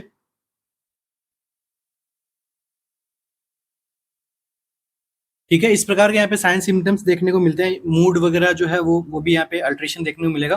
तो देखिए बाकी के ऑप्शन यहाँ पे करेक्ट है। रिपीटेटिव बिहेवियर देखने को मिल सकता है, लैंग्वेज डेवलपमेंट डिले होगा, ऑब्वियस सी बात है। सीवियर डिफिशिएंट इन सोशल इंटरेक्शन, क्योंकि यहाँ पे बच्चा किसका हो गया, उसको ऑटिज्म हो गया। ठीक है, आंसर क्या रहेगा अपना? Option number 1। ठीक है, क्योंकि ऑटिज्म जो होता है हमेशा 3 साल से पहले पहले अपीयर हो जाता है। अब यहाँ पर इसके ट्रीटमेंट के लिए हम क्या करेंगे? ट्रीटमेंट के लिए हम करेंगे क्या? Speech and language therapy. Speech and language therapy किसका बेस्ट ट्रीटमेंट रहता है? ऑटिज्म का। According to DSM-4, mania of bipolar disorder will fulfill the diagnostic criteria if the symptoms persist for what period of time in a young lady who is not hospitalized? क्या पूछा गया है आपसे? Simple सा पूछा है कि एक हॉस्पिटलाइज अभी लेडी, यंग लेडी को ये सब प्रॉब्लम हुई है मगर उसको अभी हॉस्पिटलाइज नहीं किया गया है। क्यों नहीं किया गया? क्योंकि उसका जो डायग्नोस्टिक क्राइटेरिया है वो पूरा नहीं हुआ था। अब एमसीक्यू में आपसे पूछा है कि मेनिया का जो मेनिया कौन सी प्रॉब्लम में आता है? बाइपोलर डिसऑर्डर के अंदर आता है मेनिया डिप्रेशन।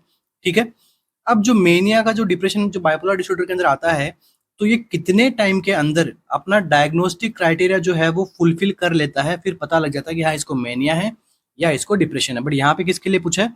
मेनिया के लिए पूछा है। आ गया समझ में? भाई मेनिया का डायग्नोसिस कब कर सकते हैं हम? सिंपल सा MCQ, 1 week, 2 week, 3 week, 4 week.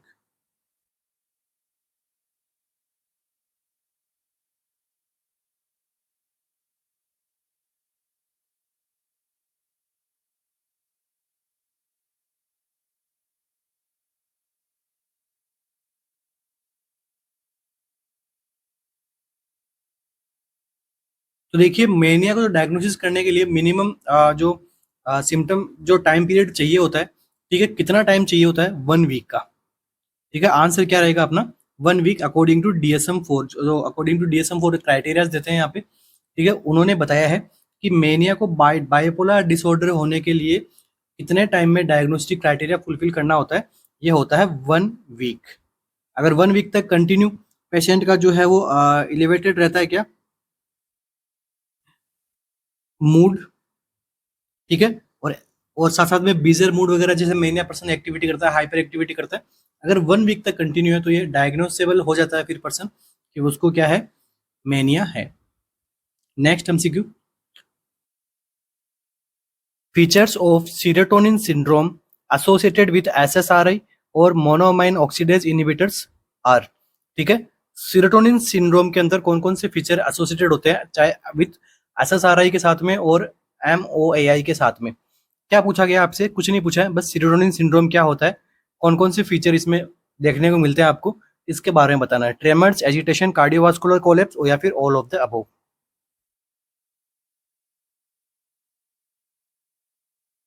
देखो सीरोटोनिन सिंड्रोम होगा कब, जब बॉडी के अंदर एक्सेस सीरोटोनिन हो जाएगा, ज्यादा मात्रा में सीरोटोनिन होगा तो ये क्या कर देगा, टॉक्सिसिटी कोज कर देगा। अब टॉक्सिसिटी कोज करेगा तो आपको क्या देखने को मिलेगा, ट्रिपल ए साइन। ठीक है, ट्रिपल ए साइन देखने को मिलेगा। यहाँ पे क्या होगा, सबसे पहले तो Altered mental state,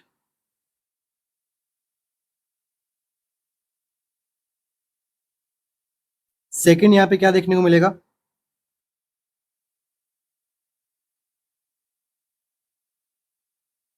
autonomic hyper activity,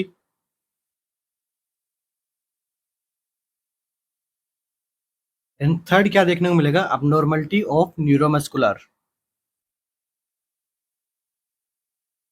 अब इनके अंदर क्या क्या देखने को मिलेगा आपको, देखो न्यूरोमस्कुलर अबनॉर्मलिटीज होगी तो क्या आएगा, हाइपर रिफ्लेक्सिया, और क्या आएगा, ट्रेमर्स। ठीक है, और क्या देखने को मिलेगा आपको, muscle rigidity. Autonomic hyper activity होगी तब क्या देखने को मिलेगा, टेकिकार्डिया,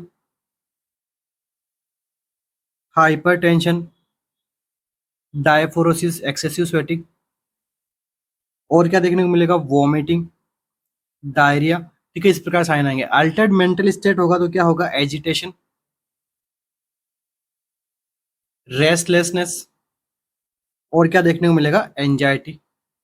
तो देखो यहाँ पर कार्डियोवास्कुलर सिस्टम भी अफेक्ट हुआ है, एजिटेशन भी आपको देखने को मिल गया, ट्रेमर्स भी आपको देखने को मिल गया। तो यहाँ पे ऑल ऑफ द अबव, यहाँ पे सारे साइन यहाँ पे करेक्ट होते हैं सीरोटोनिन सिंड्रोम के अंदर।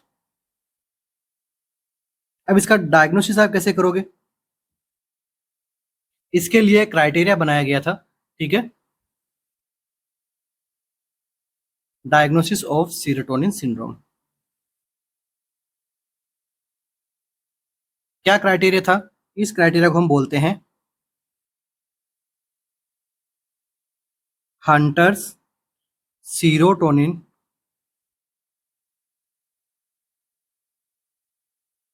Toxicity criteria. शॉर्ट के अंदर हम इसको बोल सकते हैं HSTS।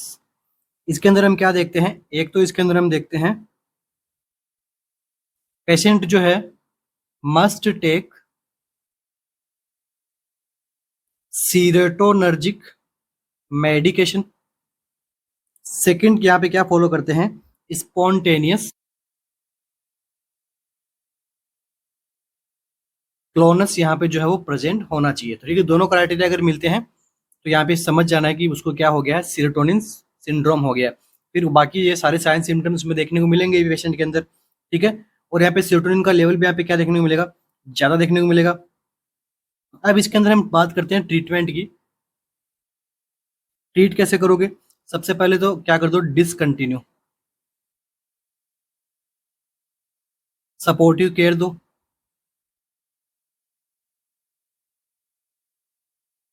अब डिसकंटिन्यू करने के बाद में 24 घंटे के अंदर अंदर क्या हो जाएगा, पेशेंट का जो कंडीशन है वो यहाँ पे इंप्रूव होना शुरू हो जाएगा। इसके बाद में फिर भी नहीं हो रहा है तो क्या कर दो, वेंट्रिकुलर सपोर्ट। ठीक है, आप जो है वो वेंटिलेटर सपोर्ट दे सकते हो, वेंटिलेटर सपोर्ट। ठीक है, इस प्रकार से अपन इसको क्या कर सकते हैं, मैनेज कर सकते हैं। बस कुछ नहीं है, आपको एमसीक्यू ये नहीं पूछेगा। ठीक है, डायग्नोसिस से मुझे नहीं लगता एमसीक्यू पूछेगा। एमसीक्यू बना हुआ है, आज तक जो एमसीक्यू बना है वो बना है सिंड्रोम से और इसके साइन एंड सिम्टम से एमसीक्यू बना हुआ है। तो इसके बारे में आप इसको ध्यान में रखना। चलिए लास्ट क्वेश्चन, और बहुत ही फेमस एमसीक्यू है, जिसने भी साइकेट्रिक पढ़ी होगी ये एमसीक्यू तो उसने सोल्व किया होगा। देखिए एमसीक्यू क्या है, a chronic alcoholic blames the family environment as a cause of his alcoholism, this is the phenomena of. ये कौन सा फिनोमिना है, कौन सी डिफेंस मैकेनिज्म यूज कर रहा है वो, प्रोजेक्शन, डिनाइल, रेशनलाइजेशन या फिर सब्लिमिशन। इतनी तो मैं आप सभी से उम्मीद कर सकता हूँ कि इस एमसीक्यू का आंसर तो आप गलत नहीं दोगे, क्योंकि बार बार एमसीक्यू एग्जाम में पूछते हैं। तो देखो अगर किसी ने प्रीवियस ईयर एमसीक्यू सोल्व भी किए होंगे तो उसको ये एमसीक्यू तो 100% सोल्व करने को मिला होगा। ठीक है, तो इस एमसीक्यू का आंसर मैं आप सभी पे छोड़ रहा हूँ। ठीक है, अभी क्या करना है, अगर आज आपने ये वीडियो देखा है, अभी आपको क्या करना है, सबसे पहले आपको ईसीटी पढ़ना है। खुद से। उसके बाद में डिफेंस मैकेनिज्म, इजी टॉपिक है, खुद से पढ़ सकते हो, इसलिए इनको मैं सोल्व नहीं करवा रहा क्योंकि अपने पास टाइम भी कम बचा हुआ है। और डिफेंस मैकेनिज्म पूरा मेरा पढ़ाया हुआ है यूट्यूब पे, ईसीटी भी मेरा पूरा पढ़ाया हुआ है यूट्यूब पे। ओके, डिफेंस मैकेनिज्म, ईसीटी हो गया, डिफेंस मैकेनिज्म हो गया। इसके अलावा आप देख सकते हो चाइल्ड साइकेट्रिक। ठीक है, एक एमसीक्यू तो यहाँ पे चाइल्ड साइकेट्रिक से मुझे लगता है कि एग्जामिनर पूछेगा सिनेरियो बेस बनाते हुए। अभी देखिए, अगर आपके पास में थोड़ा टाइम है तो मैं कुछ आपको टॉपिक्स, इंपॉर्टेंट टॉपिक्स है जो मेरे अकॉर्डिंग मुझे लगता है कि एग्जाम में आना चाहिए। ठीक है, तो देखिए कुछ टॉपिक्स मैं लिख रहा हूँ, अगर आपको टाइम मिलता है उनका शॉर्ट रिवीजन आप कर पाते हो तो कर लेना, क्योंकि उनके बारे में मैं ज़्यादा पढ़ा नहीं पाया हूँ। ठीक है, तो देखिए सबसे पहले सोफा स्कोर, सेकंड वन हम बात करें तो इसके अंदर आ जाएगा जुगुलर वेनस प्रेशर के बारे में देखना। थर्ड हम बात करें पल्मोनरी एम्बोलिज्म, पढ़ाया हुआ है मेरा। फोर्थ में बात करूं तो ट्यूबरकुलर मेनिंजाइटिस। एंड फिफ्थ में बात करूं पेरिकार्डाइटिस। अभी मैंने ये तो सारे नोट सेट के अंदर ही पढ़ाया हुआ है मेरा। सिक्स टॉपिक की मैं बात करूं तो Guillain Barre syndrome. Seventh topic की मैं बात करूं तो सेरेब्रल मलेरिया के बारे में एक बार देख लेना, मलेरिया टॉपिक एक बार पढ़ लेना। ठीक है, शॉर्ट के अंदर। ठीक है, ज़्यादा कुछ आप अगर पढ़ा हुआ तो ठीक है, अगर आपको बिल्कुल ही टच नहीं किए हुए इनमें से कोई भी टॉपिक तो उसको मत पढ़ना, टाइम वेस्ट मत करना। ठीक है, एट्थ हम देखें तो यहाँ पे क्या आएगा, सेरेब्रल मलेरिया, या फिर आप देख लो एडिमा को देख लो साथ साथ में, आ सकता है एडिमा से, एडिमा हो गया तो आपका प्रायोरिटी पूछ सकते हैं। इसके बाद में हम देख लेते हैं कंजस्टिव हार्ट फेलियर। ठीक है, कंजस्टिव हार्ट फेलियर में इसकी ड्रग्स एक बार देख लेना। इसके बाद में लोबार न्यूमोनिया, न्यूमोनिया एक बार पढ़ लेना। न्यूमोनिया अच्छा टॉपिक होता है जो पीडियाट्रिक से। टेंथ अपना जो टॉपिक है वो क्या है, SIADH मेरा पढ़ाया हुआ है।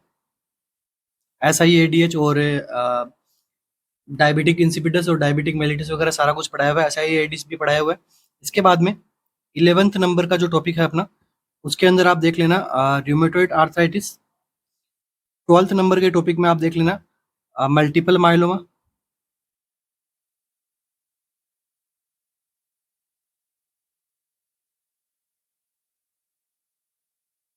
थर्टीन पे देखना सिस्टिक फाइब्रोसिस। 14 में देखना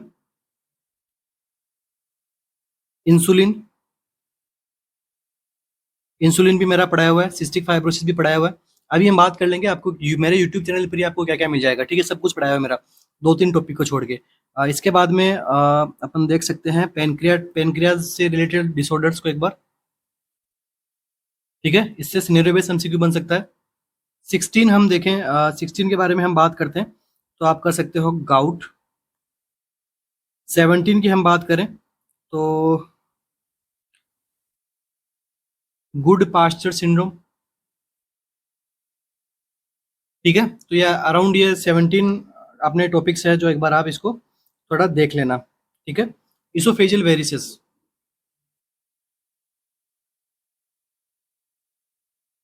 का मैनेजमेंट एक बार आप जरूर एक बार आप कंसीडर कर सकते हो। ठीक है, जीसीएस स्कोर वगैरह सब पहले पूछा हुआ है, फिर से पूछ सकते हैं। जीसीएस के स्कोर के अंदर आपको ये पता होना चाहिए कि किस प्रकार से स्कोर आएगा। ठीक है, स्कोर निकालना आपको आना चाहिए। एग्जाम में आपको क्वेश्चन के अंदर ऑप्शंस मिलेंगे, फिर आपको देखना है भाई स्कोर कितना है, 6 है, 7, 9, 11। बाकी जीबीएस पढ़ रहे हो तो एक बार माइस्थेनिया ग्रेविस भी देख लेना साथ साथ में, क्योंकि इजी है दोनों ही। ठीक है, तो बस एक है CABG या फिर केज थेरेपी, इसके किसके लिए करते हैं, एल्कोहल के लिए। ठीक है, केज के बारे में एक बार देख के चले जाना।